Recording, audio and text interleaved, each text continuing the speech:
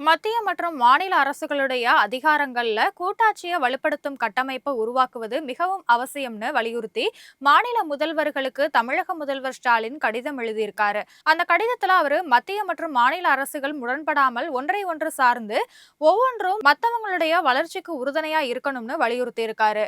மத்திய அரசுல உள்ள பெரிய அமைச்சகங்கள் மாநிலங்களுடைய செயல்பாடுகள்ல தலையிடுது, நிதிக்குழு அளிக்கும் மானியங்களுக்கு நிபந்தனைகள் விதிக்கப்படுது.